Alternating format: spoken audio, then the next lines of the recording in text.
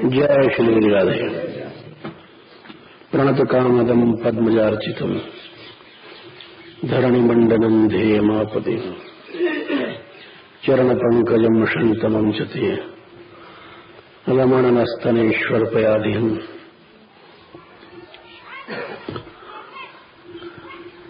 भक्ति क्लेश अग्नि है, ये बात चल पड़ी थी। और किसी प्रकार का भी क्लेश होता है, पाप उसका बीज और परम कारण बीज का। ये क्लेश तीन बताए थे।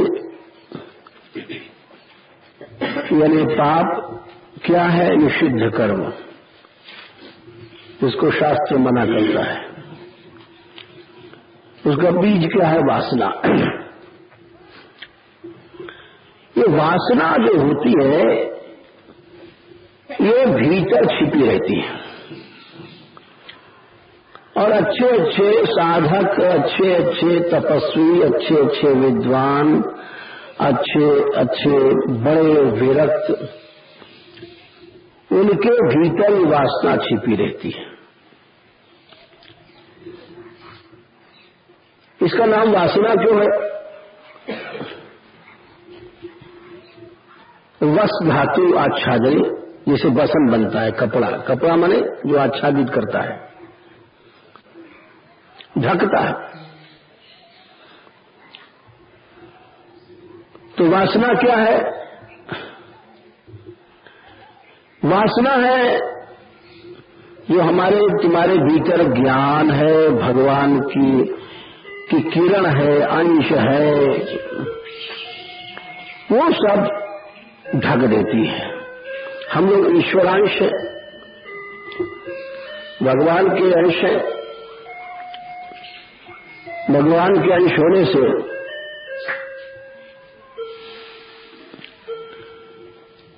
सब बातें हमारे लोगों में है। सत्य भी है, चित्त भी है, आनंद भी है।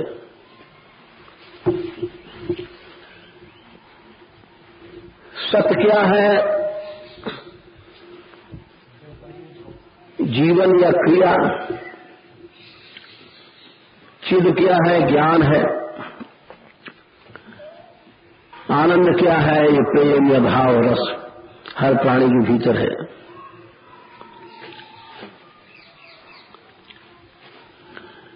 छह ईश्वर भी हैं हम लोगों में, वो सब ढके हुए हैं। क्यों ढके हुए हैं? वासना से। ये वासना यानी जो पाप का बीज है, ये भीतर छिपी रहती है। और फिर समय पर हमसे गलत काम कराए बिना चूकती नहीं है। अभी आज एक व्यक्ति आए थे बेचारे, और वो बोले एक समस्या आप हमको बताइए। हमने क्या? बोले हम सदा सत्य बोलना चाहते हैं, हम व्यापारी हैं, ऐसा कोई रास्ता बताइए कि सदा सत्य बोले। हमने कहा भाई ऐसा रास्ता कोई हमें मालूम नहीं है कि हम एक सेकंड में आपको कह दें और सदा आप सत्यनिष्ठ हो जाओ, ये हमको मालूम नहीं है। हम ये जानते हैं कि शनै शनै ही आदमी की किसी तत्व में स्थिति होती है। सत्य है, ब्रह्मचर्य है, अस्तेय है, ये सब जितने भी यम नियम हैं, अपरिग्रह है, अहिंसा है, 5 यम है। इसमें एक दिन में स्थिति नहीं होती है। हमारा जो अपना निजी अनुभव है। कोई कहे हम ब्रह्मचर्य, ऐसा रास्ता बताइए महाराज जी कि हम ब्रह्मचर्य में स्थित हो जाए, तो ये कहना पड़ेगा कि ऐसा कोई टोटका नहीं है कि हमने आपको कर दिया अब आप ब्रह्मचर्य में स्थित हो गए। ऐसा कोई मेरे पास मंत्र नहीं है कि हम एक क्षण में आपकी स्थिति किसी में कर दें। जो 5 यम हैं जिनकी चर्चा वो कर रहे थे, सत्य, अस्तेय, ब्रह्मचर्य, अपरिग्रह, अहिंसा, ये 5 यम हैं।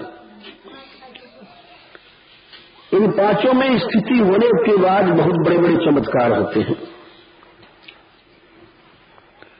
जो योग सूत्रों में बताया गया। तो 1 मिनट में 1 सेकंड में हमारे पास ऐसा कोई रास्ता नहीं है। ऐसे धोखा देने के लिए हम आपको कह दें कि जाप कर लो, वो कर लो, ऐसा कर लो, लेकिन सच बात यह है कि मेरे पास ऐसी कोई भी विद्या नहीं है कि हम आपको थोड़ी देर में शक्ति में प्रतिष्ठित कर दें।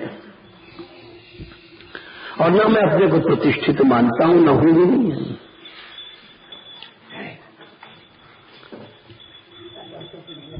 रास्ता यह है कि किसी तत्व में स्थिति शनि शनि में बहुत दीर्घ काल, पतंजलि भगवान ने कहा सत दीर्घ काल सत्कारा सेवित दृढ़ भूमि। 4 बातें बताई साधन में होंगी, जैसे इस तखत में 4 पाए हैं।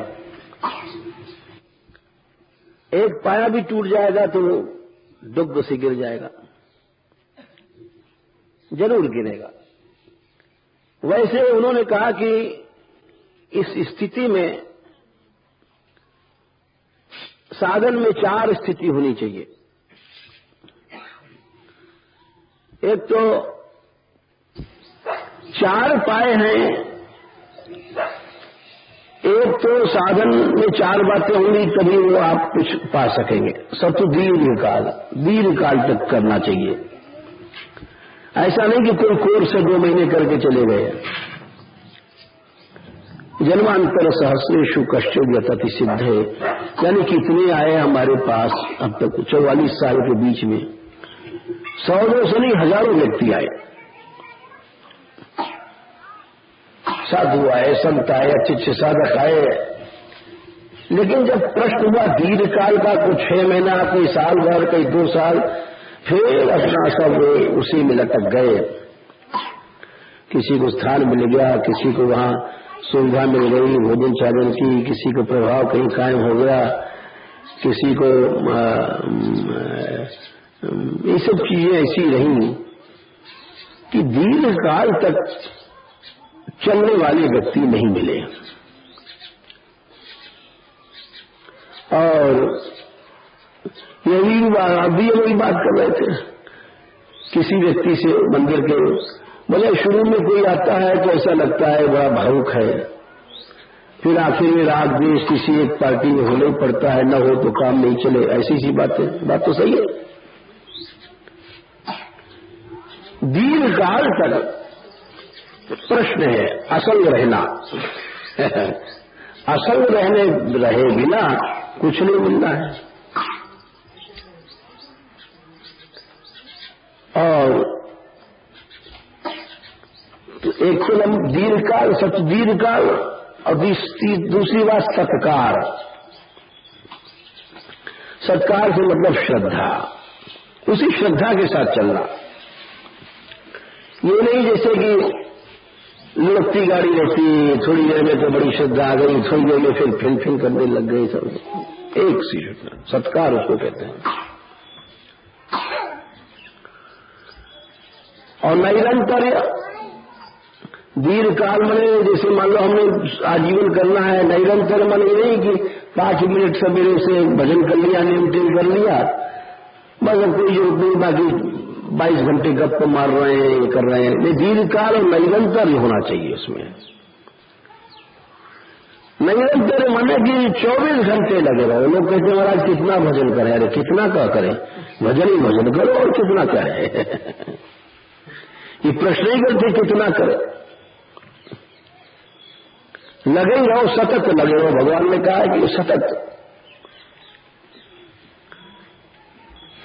लगातार लगे रहो। और सतत नहीं लगोगे तो कुछ नहीं होगा। योगी युंजीत सततम आत्मानम रहस्य स्थित, सतत लगो। भाई परमार्थ है, अध्यात्म में कोई मजाक तो है नहीं। सर्वोच्च उपलब्धि है, सबसे बहुत कठिन चीज प्राप्त करना है। योगी युंजीत सततम, बार बार कहा गया, युंजन एवं सदात्मानम योगी नियत मानसः, क्षत्रिय प्रत्यय 24 घंटे लगे हो। युंजन एवं सदात्मानम,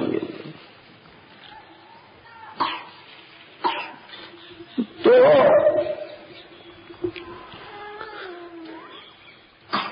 कई बार कहा युंजन एवं सदा को योगी विगत कल्मषः, बार बार भगवान कहते हैं। तो इसीलिए निरंतर ही होना चाहिए साधन।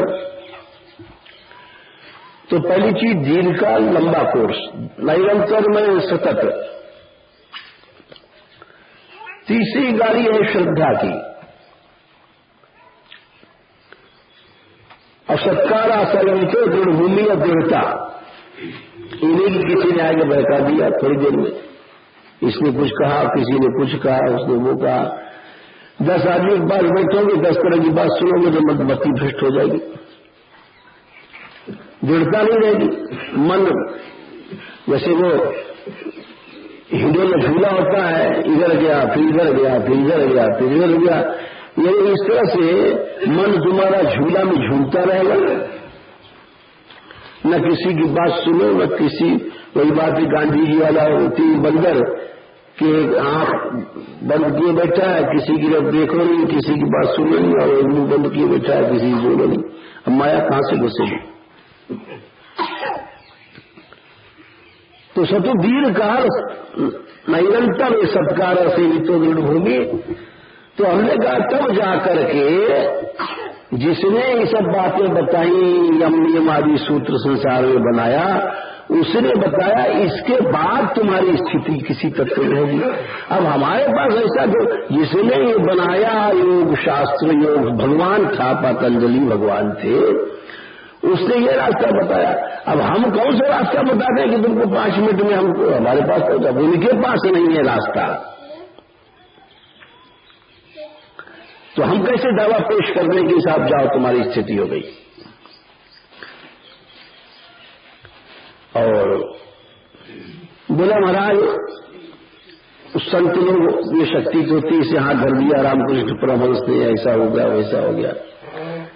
हमने कहा भाई मैं तो रामकृष्ण परमहंस तो हूं नहीं, मैंने तो पुस्तक का कीड़ा हूं, पुस्तक पढ़ा है, पुस्तक से जो पढ़ा पढ़ी वही तुमको बता दिया कि ये रास्ता है भैया।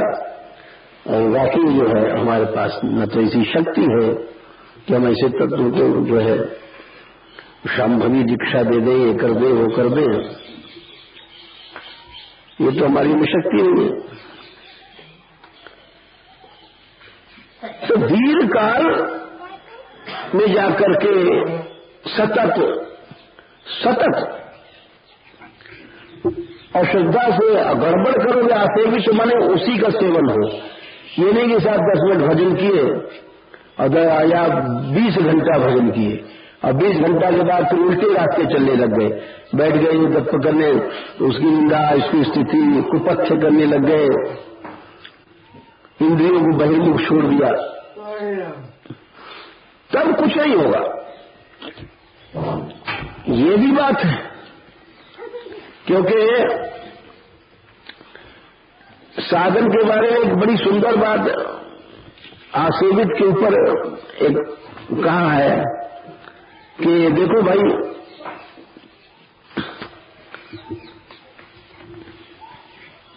ऐसा करो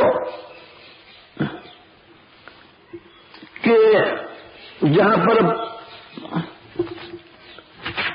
प्रसंग आया साधन का, तो ये बात पहले कह दी गई कि अपने साधन के अनुकूल चलो और साधन के प्रतिकूल कभी मत चलो, भले तुम सो जाओ। साधन के प्रतिकूल नहीं चलना चाहिए। साधन के जो प्रतिकूल चलने लग जाता है प्राणी, तो उसका किया धरा नष्ट हो जाता है। इस पर प्रमाण दिया सौभरी ऋषि का। सौभरी ऋषि का प्रमाण देते हैं कि वे बड़े भारी ऋषि तो थे ही, बड़े अच्छे साधक थे और तपस्या कर रहे थे। यही वृंदावन के पास सौभरी के दो स्थान बताए जाते हैं। एक तो वृंदावन के पास सुनहरा है, उसको भी सौभरी का स्थान बताया जाता है। और कुछ लोग सुरीर को बताते हैं कि वो भी सौभरी का स्थान है। मतभेद है इसमें, अधिक से लोग सुनहरा को मानते हैं। अरे सुनह हम भूल गए, हम भूल जाते हैं क्योंकि हम उधर ध्यान था, एक श्लोक देख रहे थे, वो एक साथ चार काम करो तो गड़बड़ हो जाता है। तो वहां सुनरख में मानते हैं कुछ लोग उसको। तो सौभरी ऋषि का तपस्या कर रहे थे और इतना उनका साधन में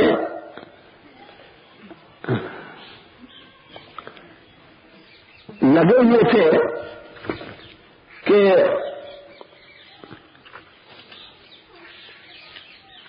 उनके तप की बड़ी प्रशंसा किया है। और हाँ, आखिर में उनके तप में उन्होंने मछली और का विहार देखा। यमुनांतर जले मग्नस तप्यमाना परंतप निवृत्ति राजस्य वीक्ष मैथुन धर्मणा। अब मछला खेल रहे थे, जैसे यहां जंगल में बंदर बंदरिया हैं, कुत्ता कुतियां हैं, अरे सारा संसार मैथुन में डूबा गया। और उनको स्पृहा हो गई, क्योंकि वासना भीतर छिपी रहती है। वासना निकलती कब है? जब अपने मौका पा करके, अपने अनुकूल मौके पर निकलती है। वैसे साधक समझता है कि नहीं हम तो बड़े अच्छे हैं, बड़े अच्छे हैं, हम काम जीत लिया, क्रोध जीत लिया, लोभ जीत लिया। नहीं, अरे तुमने कुछ नहीं जीता। क्रोध जब पता पड़ेगा कोई दो धक्का मार रहा हो बेमतलब, गाली दे रहा हो बेमतलब, और जब तुम कुछ नहीं हो, काम में वस्तु सामने है और इच्छा नहीं हो रही है। लोग को जब पता पड़े तो तुम्हारा सब कुछ 500 रुपया गिर गया और कुछ नहीं, या प्राप्त हुआ चाहे गिरा, उसका कोई प्रभाव नहीं। उसके पहले सब लोग काम जीते, क्रोध जीते और सब बनते हैं, लेकिन वासना भीतर छुपी रहती है। एक बड़ा सुंदर इस पर वासना पर उदाहरण दिया कि एक बार गौतम बुद्ध थे, उनका एक शिष्य आनंद था। तो उसने कहा महाराज एक बात बताइए कि ये वासना छिपी रहती है और मौके पर निकलती है, काट लेती है, जैसे सरपड़ी भीतर छिपी बिस्तर में। जैसे उन्होंने उदाहरण दिया, नाज है, घड़े में भर के तुमने रख दिया गेहूं या जोड़, और उसको कच्ची जमीन में, गीली जमीन में डाल दिया, झट उसमें से अंकुर निकल जाएगा। तो बोले आनंद जी कि प्रभु वासना तो कभी नहीं मरती। एक शंका हुई, क्योंकि इतने साधन के बाद भी मौके पर डंक मार देती है, काट लेती सरपड़ी की तरह।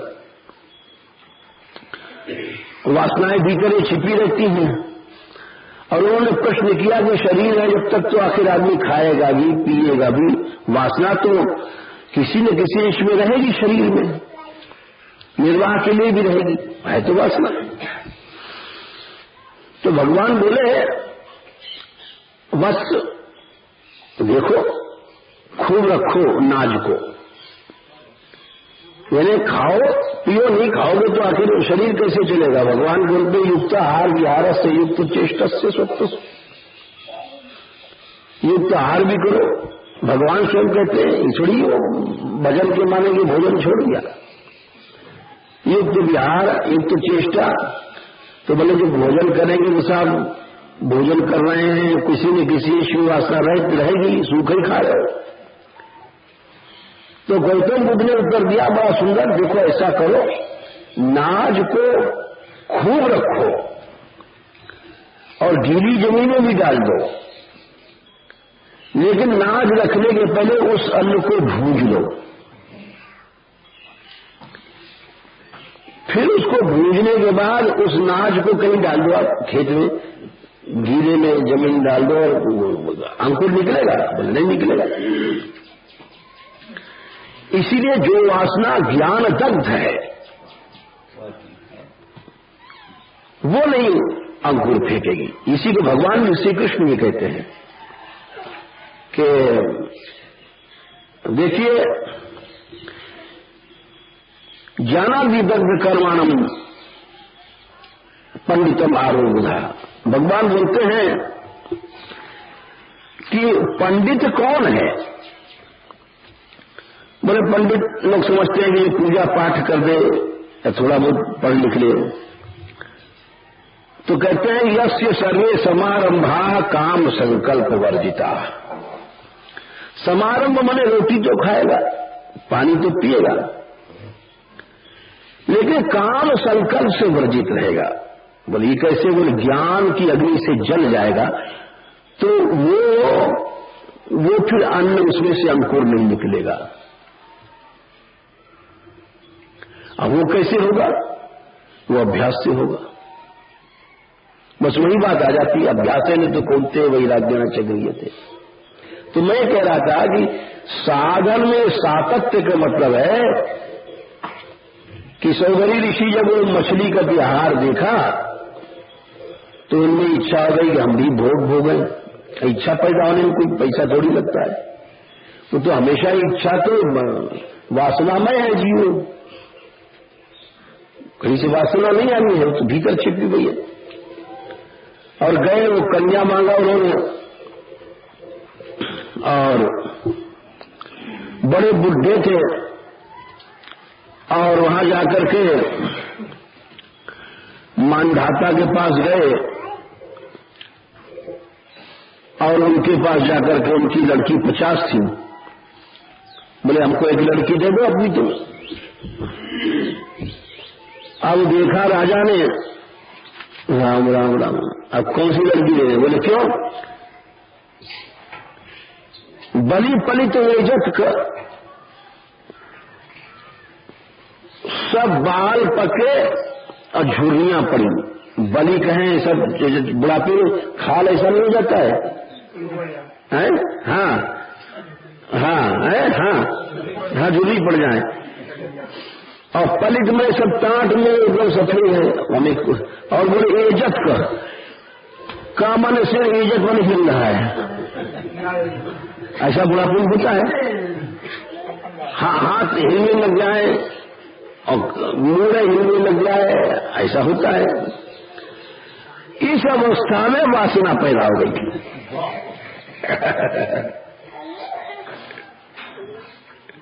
अब वासना का क्या कंट्रोल थोड़ी है। इस उम्र में वासना पैदा हो गई।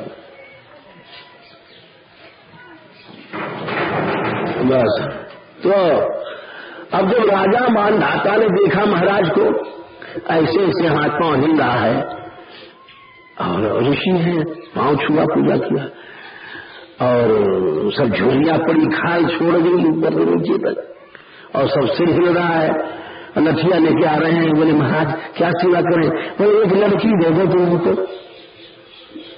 अब राजा साहब सोच रहे हैं कि 50 छोरी में से मैं किसका माथा फोड़ूं? मतलब ये कोई ब्याह की उम्र है और छोरी इनको पाए के करेगी क्या?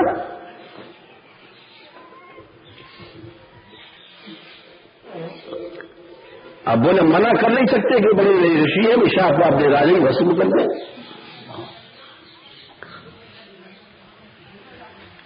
तो एजत का उनका सिर हिल रहा था, इत्याम प्रत्युदाहर का। तो हमने उनको टरकाने के लिए अक्कल सोचा कि महाराज आपके लिए तो हम क्या वस्तु, हम प्राण मिले तो आपके हाजिर है। आप वो तो हिसाब से टरकाया जाता है। वो बढ़िया बात जाए पैसा लेने, अरे भाई तू 500 मांगते हम तो 2000 रुपये में करे क्या, हम बैंक में जमा कर आए हैं। अब यार टाइम तू आया है, अब यार टाइम कहीं हम कैसे दे दें, तू तो हमारा प्राण प्यारा है, तू 5,000 दे देंगे। ये सब टरकाने की बातें होती है। तो बोले महाराज एक क्या, अरे आप राज्य मांगो, प्राण मांगो, सब आपका ही है। तो बोले खिलाओ। बोले आप ऐसा करो कि आप स्वयं पधारो और सोप्या विग्रेचाम ब्रह्मण कामम कन्या स्वयं ले, आप चले जाओ और जो लड़की आपको पसंद कर ले वही ले जाओ, 50 में कोई ले जाओ।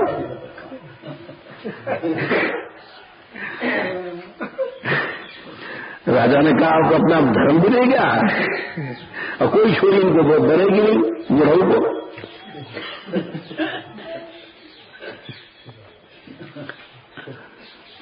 अब वो ऋषि तो ऋषि थे, वो भीतर से मुस्कुरा गए, बोले राजा बड़ा होशियार है,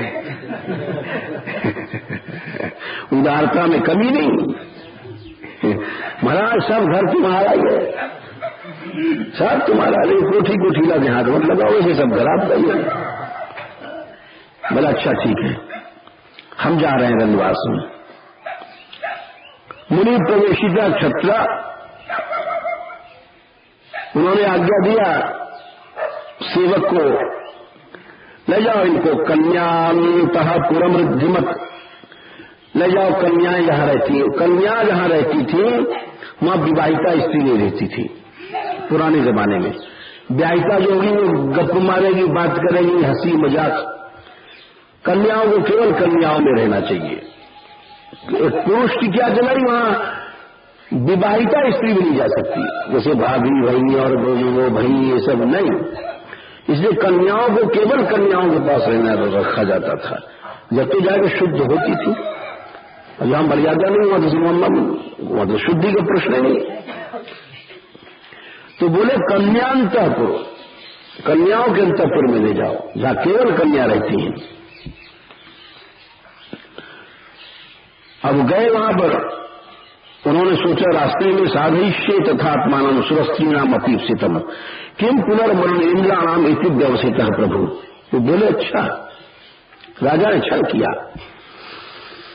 मैं ऐसा रूप बनाऊंगा कि मनुष्य की स्त्री क्या, सुरस्त्रीणाम अपीप्सितम्, देवांगनाएं भी देख करके भूल जाए कौन इंद्र कौन अग्नि और कौन वरुण, ऐसा रूप बनाऊंगा। और तपोबल था, ऐसे ही रूप बनाया उन्होंने। अब बताओ जब देवांगना भी मोहित हो जाए तो फिर बेचारी उनकी क्या चलाई। जैसे भीतर घुसे और देखा, वहां गए, सब देखने लग गई और उसने घोषणा किया राजा के सेवक ने कि कोई एक लड़की इनको वरण कर ले, पिताजी की आज्ञा है। अब महाराज क्या सुनतीमान, और तो सबरी टूट पड़ी, कौन ये हाथ पकड़ा, कौन ये पकड़ा, कौन ये टांग पकड़ा, कौन ये पकड़ा, मैं 50 में जाएगा इसी की चुटई पकड़ी जाके हाथ में जो आयो।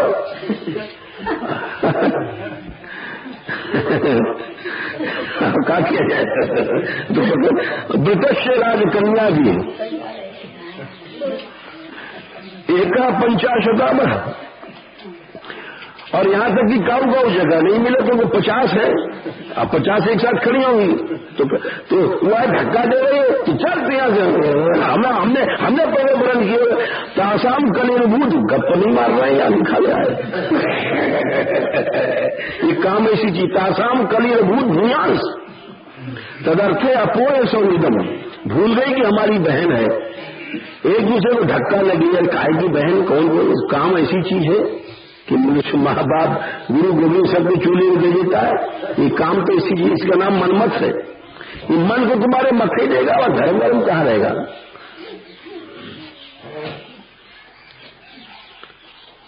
तो अपोय सौहृदम, सौहृदम मैंने सब प्रेम में भूल गई, झगड़ा हो लग गया। और ममानुरूपो नायम व इति अब साहब बड़ा झगड़ा हो गया वहां पर कल्याणपुर में, ब्याह का अच्छा स्वयं पर अच्छा। और उसके बाद में ऋषि बोले अच्छा तुम लोग धैर्य धारण करो, हम सबको वर्ण करते हैं, चलो खड़े जाओ सामने, हाथ हाथ पकड़ने की कहो अपने पिता से जाकर के। और सब वहां वो सेवक गया और उन्होंने कहा कि कहो क्या हुआ? अरे बोले वो तो 50 में झगड़ा होगा, वहां तो लड़ाई झगड़ा, छोटी छोटी बाल खींचा खींची होने लग गई।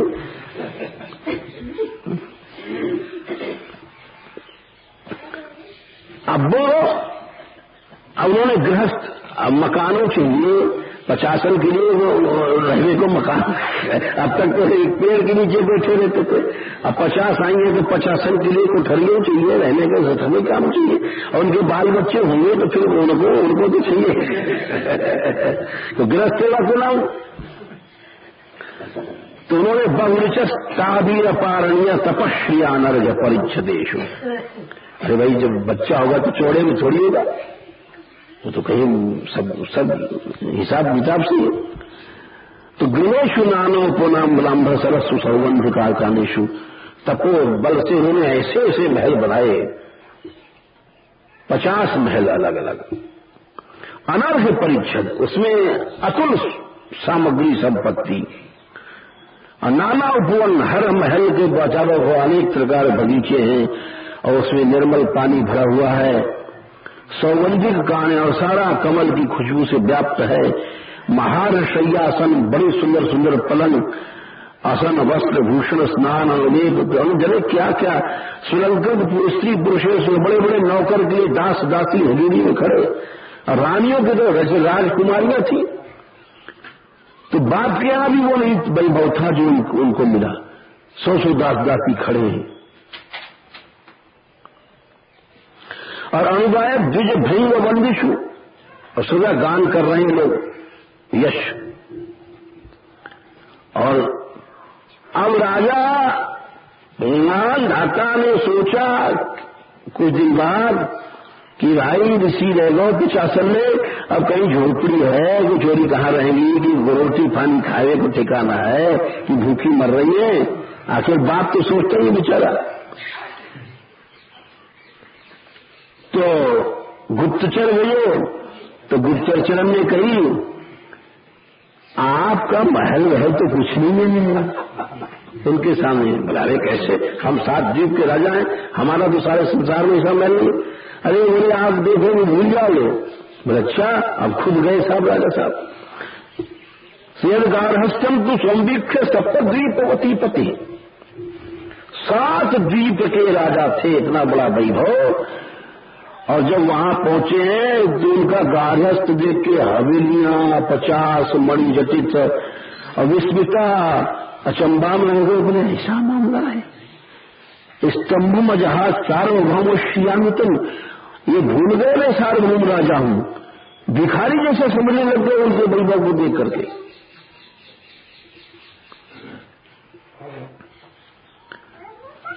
और आखिर में 5000 बच्चा पैदा हुए धीरे धीरे करके 50 में से। गुणा कर लो 50 में से, हैं? 1 पे 100 साहब। हाँ ये बात सही है। हाँ सेंचुरी। तो अब साहब आइए देखो। हाँ अब उसके बाद में वो कहते क्या है, अब वो लौट रहे हैं। हाँ नाती पोता बहुत होंगे, वो इसलिए बहुत ही गिर लिया गया। और सारा कुछ गिन के क्या करोगे। तो वहां पर बोले अहो इमम पश्यत में विनाशम, बोले हमारे इस विनाश को सब लोग देखो। यही तो महात्मा का काम है। महात्मा वही है जो सदा सरल होता है। महात्मा वही है जिसमें आर्जव गुण है, और नहीं तो महात्मा नहीं है। गुरु नानक देव ने कहा कि सरलता, सादगी और सच्चाई, तीन सस्ता जहां है समझ लो साधु है। भगवान भी कहते हैं कि दया भूतेषु अलेनियुक्तम मार्गम ह्रीर चापू दानम दमश्च यज्ञश्च स्वाध्याय तप आर्जव।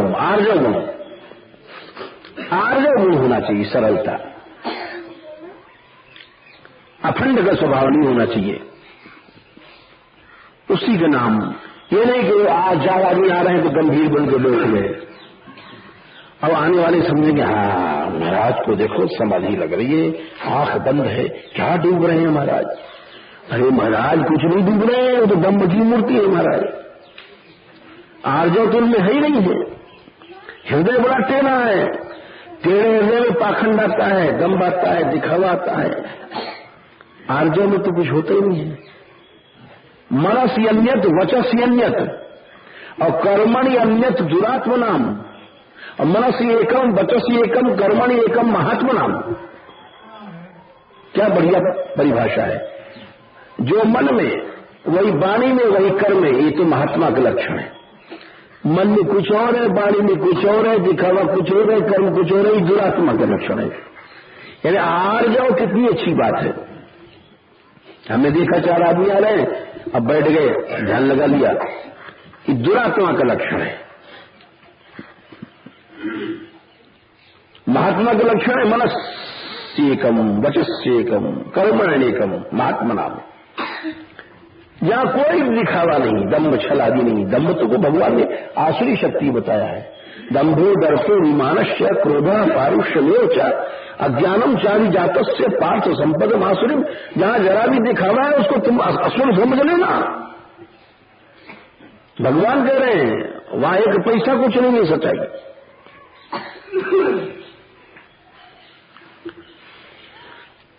तो वो बोले कि देखो ये महात्मा है, और कह रहे हैं, उनके शब्द देखो, अहो पर इमम पश्यत में विनाशम, मेरे इस विनाश को देखो। क्या बात है महात्माओं की वाणी। 9-6-50 हम लोग तो कहेंगे मेरे गुण को देखो, मेरे तप को देखो, मेरे वैराग को देखो, मेरे ज्ञान को देखो, मेरे भक्ति को देखो, देखो देखो अपन जैसे दिखाएंगे। ये देखो जैसे बाजार कहता है कि बहन जी यहाँ लाल साड़ी देखो, अच्छा नहीं लाल तो नीली साड़ी देखो, नीली नहीं तो पीली साड़ी देखो, पीली नहीं तो ये लो आपके ऊपर काली, बहुत गोरी आपको काली साड़ी चलेगी। वैसे अपन जैसे हमारे ज्ञान को देखो, हमारे वैराग को देखो, हमारी विद्वत्ता को देखो। अरे क्या देखें तुम तो केवल भगवा हो। इसको देखो, ऋषि कह रहे अहो पश्यत इमम पश्यत में विनाशम। अरे मैंने इस विनाश को देखो सब लोग। इसीलिए तो कहा गया सूरदास जी ने मौसम कौन कुटिल खलकामी। तुलसीदास जी कहते हैं कि धीम धंजक धंधम खोरी और सुन अघ नरक नाक सिकोरी। नरक भी हमारा नाम सुन के नाक सिकोड़ लेता है। ये है संतों के लक्षण। अहो एवं पश्यत में विनाशम। अरे इस संसार वालों मेरे इस विनाश को देखो। तपस्वी न सच्चरित व्रतस्य, मैं तपस्वी था और सच्चरित व्रत का था। अंतर्जले वारिचर प्रसंगात, भीतर पानी में एक बार हमने मछला को देख लिया। प्रत्यावितम ब्रह्मचिरम धृतम यत्, हमारा ब्रह्म नष्ट हो गया ब्रह्मचर्य। चिरम लाखों वर्ष का। तो इसलिए एक बात कहते हैं आखिरी साधन के विषय में, ये बहुत बढ़िया बात कही है। संगम त्यजेत मिथुन व्रतिनाम मुमुक्षु सर्वात्मना विसृजेत बहिरिंद्रियाणि एकश्चरण रहसि चित्तम अनंत ईशे युंजीत तदवर्तिषु साधुषु चेत प्रसंग। एक बात कहते हैं कि साधन भले तुम थोड़ा सा करो, घी भले तुमको नहीं मिलता, रूखी रोटी खाओ, लेकिन जहर मत खाओ। अगर तुमने घी बहुत खाया, ऊपर से तुमने जहर खा लिया, तो सारा घी खाना बेकार हो गया। ये कह रहे हैं। और यही बात है कि हमने जब आपसे कहा था कि एक बार हम बहुत नए आए थे, पहले तो एक महात्मा मिले थे, श्री जी के मंदिर में बैठे थे, आज तक वो बात याद आती है। बोले हम मानगढ़ से गए थे श्री जी दर्शन करने। बोले यहाँ आओ बैठो जी। नई अवस्था थी। बोले क्या भजन करते हो? हमने कहा भजन वजन कुछ नहीं करते हैं महाराज। अच्छा ठीक है। सोते हो? हमने कहा सोते हैं काफी। कितना सोते हो? अरे हमने कहा महाराज काफी देर 7-7 आधा घंटे सोते हैं। अरे एक बात तुम मेरी मान ले। बोले बूढ़े थे, 12 घंटा सोना शुरू कर दे। अब हमने कहा तो चुप रहो। मैंने कहा कैसी बात हो गई बता। बोले सिद्ध हो जाएगा, हमारी बात मान ले। मैंने कहा महाराज ये हमारी समझ में आई। बोले हाँ जब तो करे समझ। बोले या तो भजन कर या सो जा, बस सिद्ध हो जाएगा। किसी के पास जाना नहीं, बात नहीं करना, किसी से मिलना नहीं, सो खूब सो। 12 नहीं 20 घंटा सो जा।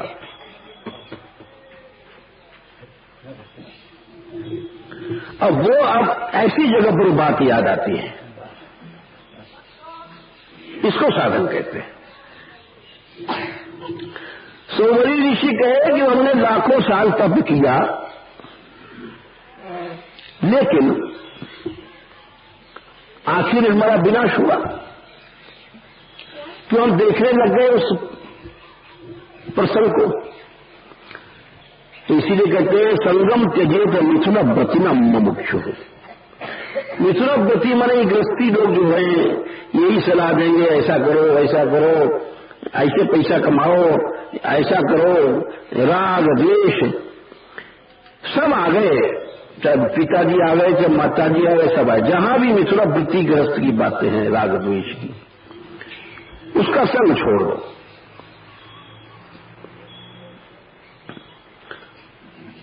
सर्वात्मना ये गलत बातों को मत सुनो। अगर 1 सेकंड के लिए भी गलत बात सुन लिया तो तुम्हारा जाने कितना साधन खत्म हो गया। एक क्षण भी किसी की निंदा व्यर्थ में सुन लिया। साधु निंदा अति बुरी भूल सुरोधन को, कोटि जन्म के सुकृत को पल में डारे को। अब यहां संसारियों में क्या है? वैसा है वैसा है, वैसी है वैसी है। बस यही अपनी जिह्वा से केवल मल का भोजन करते हैं लोग, विष्ठा मल का। लोके गरीयसी माता मातृत्वोप्यधिका खला। संसार में सबसे बड़ी मां, शास्त्र कहता है, माता से बड़ा है खल निंदक। बोले क्यों? माता तो टट्टी को हाथ से धोती है। माता पुरात हस्ताभ्याम अखलस्तु निज जिह्वा। और जो निंदक होता है अपनी जीभ से तुम्हारे पापों को टट्टी को खाता है। इसलिए माता से बड़ा सेवा करता है। माता अपनी सेवा क्या करेगी? तो इसलिए कहते हैं कि संगम त्यजे तो मिथुन व्रति नाम मुमुक्षु हो। इन लोगों की बात मत सुनो, संसारियों की। और सर्वात्मना न विसृजे बहिरिंद्रियाणी। अपनी इंद्रियों को ताला लगा दो बस। भजन भले कुछ मत करो। अगर इंद्रियों को तुम बाहर छोड़ दोगे तो निश्चित गिर जाओगे। कोई भी साधन तुमको चढ़ा नहीं सकता, कोई भी साधन तुमको चढ़ा नहीं सकता है। तो इस बात पर कहा जो महात्मा जब भी कहते थे कि 20 घंटा भले सो। ये इंद्रियों की बहिर्मुखता जो होती है, ये मनुष्य को कभी भी साधन नहीं करने देती है। अब जब मनुष्य कोई 10 घंटा, बोले हम मतलब बिरकते हैं महाराज, इतना 12 घंटा 50 घंटा कीर्तन करते हैं, और के जना जप करते हैं और ये करते हैं, और उसके बाद फिर तुम जाकर के सर्व इंद्रियों के बहिर्मुख तुम्हें छोड़ दिया तो कोई साधन, कोई सिद्धि नहीं होगी, कुछ भी नहीं हो सकता है, कभी किसी काल में नहीं। सर्वात्मा न विश्लेष बहिर्मुखियाणी, कभी नहीं छोड़ना चाहिए। इसी का नाम साधन है। लोग साधन के स्थूल रूप को साधन समझ लेते हैं कि हमने इतना नियम कर लिया साहब, हम 6 घंटा पाठ करते हैं, सप्ताह पाठ पारायण चल रहा है, 6 घंटा पाठ करने के बाद फिर अब गए अपना। एक बार हम लोग कोई 2500 साल की बात हो गई होगी, एक बहुत बड़े महापुरुष की सत्ता हो रही थी वृंदावन में पहली बार।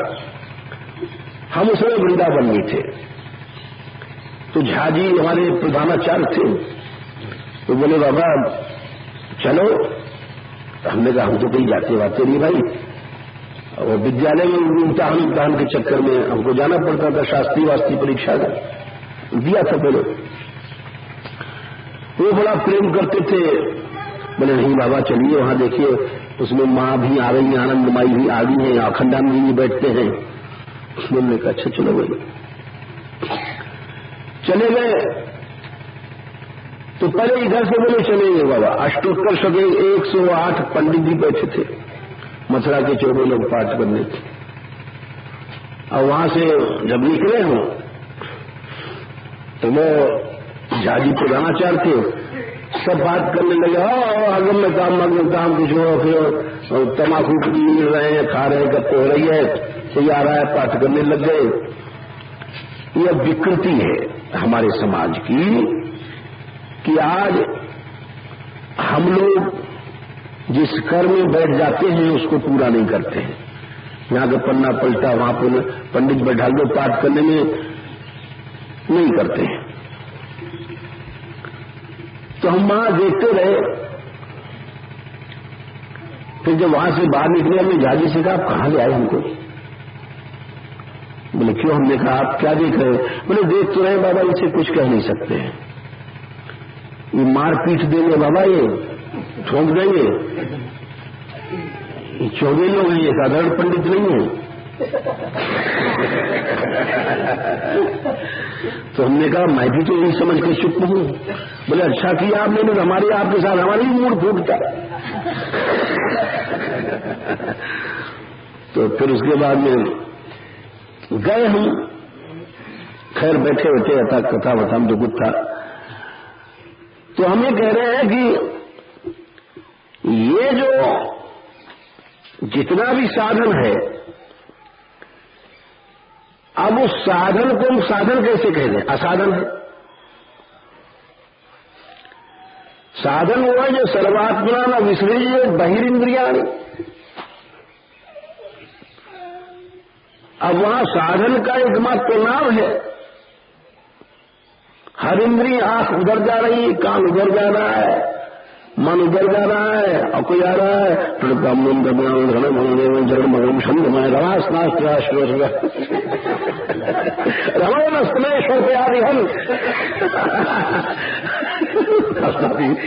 ऐसे हाथ दिखा कर श्लोक पाठ कर रहे थे हम लोग जब पहुंचे। तो अब सुन करके हमको आज तक दृश्य कोई 25 साल से ज्यादा पुरानी बात आ गई। लेकिन वो देख करके जो देश हाथ में जब जाए बोलने लग गए, तो अब वो कैसे उसको फिर जो आडम्बर है ये। फिर इसके बाद हम लोग जब आगे बढ़ गए तो गप्पे मारने लगे, तो मक्खन मुर्गी खाने लगे। इसीलिए ये जो साधन है, जो हमने उस प्रश्न कहा था कि जैसे आए व्यक्ति बोले कि आप ऐसा आशीर्वाद दो कि हमारी सत्य प्रतिष्ठा हो जाए, उसमें हो जाए, तो ये सब बातें लड़कपन की हैं। किसी भी तत्व में प्रतिष्ठा तभी होती है जब उसमें चारों बातें हों। उसकी एकमात्र सत दीर्घ काल नैरंतर्य सत्कार आसेवितो दृढ़ भूमि, दीर्घ काल तक नैरंतर्य लगा रहे, श्रद्धा के साथ रहे और दृढ़ता के साथ रहे, चार बात रहे, तब जाकर के वो साधन कुछ मनुष्य को उस तत्व में प्रतिष्ठित कर सकता है। और नहीं तो उस तत्व में प्रतिष्ठा ही नहीं, जो शास्त्र है वो ऐसा कह रहा है। तो ये जो ध्येय आपत्ति के ऊपर प्रश्न चला था कि आपत्ति में श्रीधर स्वामी अर्थ करते हैं। अब देखिए, सुनने में तो बड़ा अच्छा लगता है। ये कहते हैं ध्यान मात्र न आपन्निवर्तकम। अब लक्ष्य सी चाट गए हम, और आपने सुन लिया लक्ष्य सी आप भी चाट गए कि ध्यान मात्र से आपन्निवर्तक है। लेकिन ये ध्यान मात्र वो इच्छा है, ध्यान मात्र करो, आंख बंद किया, अब प्रभु को ध्यान कर रहे हैं, अब मुसीबत चली जाएगी। जब मोर मुकुट मकर आकर कुंडल नैना बड़े विशाल बसो मेरे नैनन में नंगाल। अब गा तो है, लेकिन मोर मुकुट मकर आकर कुंडल के साथ साथ आ रहा है कि अब इसके बाद कि कहाँ चलना है, अब हमें ये काम करना है, कुंडल लेने वाले ध्यान कहाँ हो रहा है। सारा पद लगा गए या ध्यान करने बैठे, एक क्षण के लिए भी मन वस्तु में नहीं टिका। ध्यान क्या है? सातत्य वृत्ति प्रवाह। ध्यान का मतलब है कि वृत्ति का सतत प्रवाह होना चाहिए, और सतत का वहां तो छू ही नहीं रहा है। बाजा ले रेख रहे हैं, देख रहे कौन सुन रहा है, क्या रंग जम रहा है कि नहीं जम रहा है। तो वृत्ति का प्रवाह कहां है? इसीलिए जो उन्होंने लिखा ध्यान मात्रेण अपनिवर्तकम, तो ध्यान का स्पर्श भी नहीं है वहां पर। यदि हो जाए तो निश्चित समझो वही बात हमको कहना पड़ता है कि प्रारब्ध भी खत्म, अप्रारब्ध भी खत्म, सब चीज खत्म हो जाएंगी, समस्त क्लेशों का नाश हो जाता है। प्रणत कामदम पद्मजार्जितम धरणिमंडनम ध्येयमापदि चरण पंकजम शंतमम चते रमणनस्तनेश्वर प्याधीन।